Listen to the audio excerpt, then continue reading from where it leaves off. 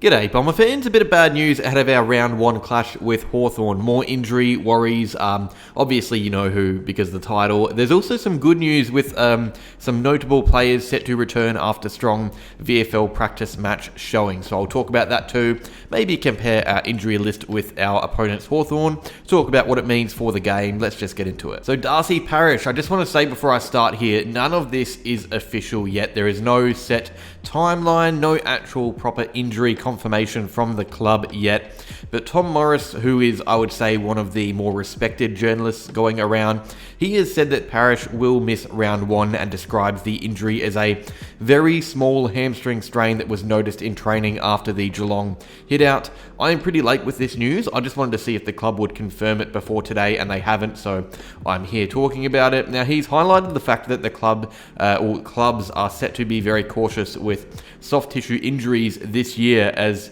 the reason why Parish will miss. So maybe it's something that he would have played through a few years back, but in 2024, this might be the norm. Players taking that week off just to ensure there is less of a risk when they do play.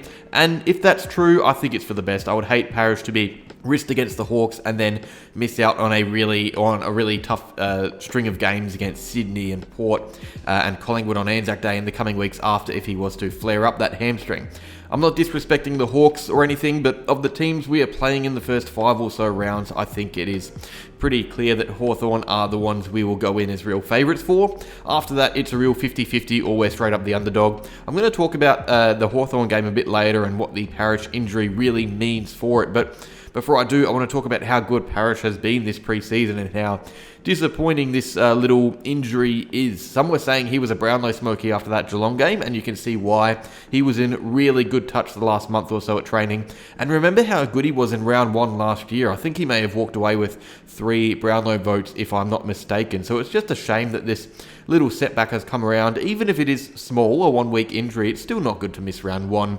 One of the biggest games of the year. Hopefully we see him back real soon. Alrighty, let's bring in some good news, be positive, because we had 3 AFL listed players line up in a recent VFL practice game on Friday. These 3 were the guys that were rested for the AFL preseason game against Geelong. So Nate Caddy, Ben Hobbs, Sam Draper.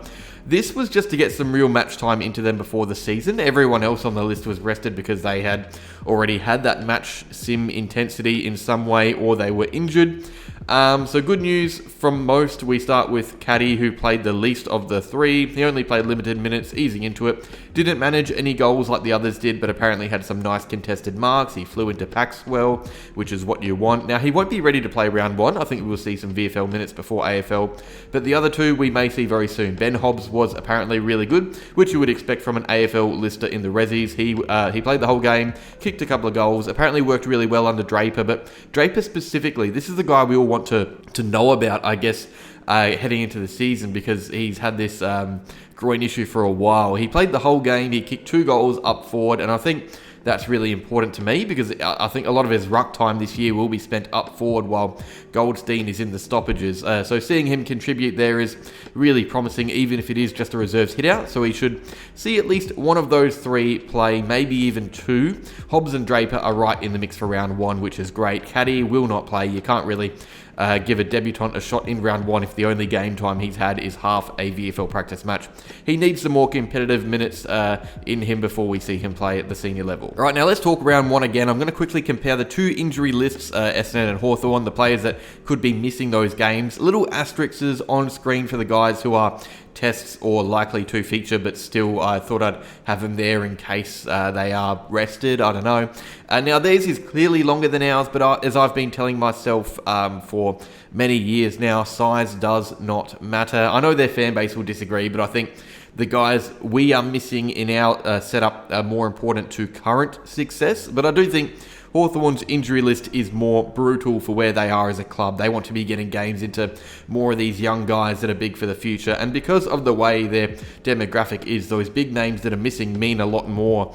Will Day, for example, means more to them missing than Darcy Parish does to us, I think. Harder to replace. But let's talk about those big names missing. Of these players on their injury list, I would say there are 3 or 4 in the first team fold. Will Day is going to miss, a huge loss, best and fairest winner, terrific young player. CJ Jath has has been great on a wing this preseason, but unfortunately just can't stay fit. Those hamstrings are made of paper. Chad Wingard, obviously with that Achilles, he tore up our defence early in round 1 last year. I remember that spinning goal where he just sent Andy McGrath. And James Blank, I almost think this is the biggest injury of the lot, just because of how much pressure it puts on that already poor defence. Sam Frost is just not a very good defender, but he will have to keep Peter Wright quiet. A few other guys, just youngsters that aren't really solidified best 22 starters, but I like Seamus Mitchell. He is a fun player. Oh, also Dylan Moore is here, but he's expected to play round 1. He has that asterisk. His glandular fever went away quicker than expected, so that is the way their injury list is looking. On to ours. I think there is every chance it ends up being a lot better than what theirs is if certain players do play, but if a few of those guys with asterisks are missing, then it could be trouble. You got Ridley and Shield who are certain to miss. Parish is pretty much there as well. Keep in mind, that's already more established talent missing from a best and fairest and all-Australian viewpoint. Those guys fully fit walk into that Hawthorn best 22 and take some roles off players. But we're also, if we are also missing Draper or Kelly or Hobbs, even one or two of them, it's a lot of experience and talent gone, but it's not an excuse. Injuries are never really an excuse unless you are completely obliterated by them, like West Coast the other year when they had to list VFL players that hadn't even really trained properly with them. I think that's the only time you can use injuries as an excuse. If we lose against the Hawks, it isn't because of injury, because they've got some big names out as well. They won't be using it as an excuse if they lose, so we can't do the same. We should be beating them. Simple as that, but obviously it would be great to have a few of these guys back in the best 22. Alrighty, that's that quick little video. Let me know what you think about Parish and his annoying hamstring. Maybe if you can, send out a functioning hamstring or two of yours to the hanger, just for anyone to use throughout the year, because we seem to have soft tissue injuries a lot. And while you're at it, give some feet away if you can for the boys and their feet issues, because that's the 2024 trend. That's all though. Like if you enjoyed, subscribe if you're new, and go Bombers.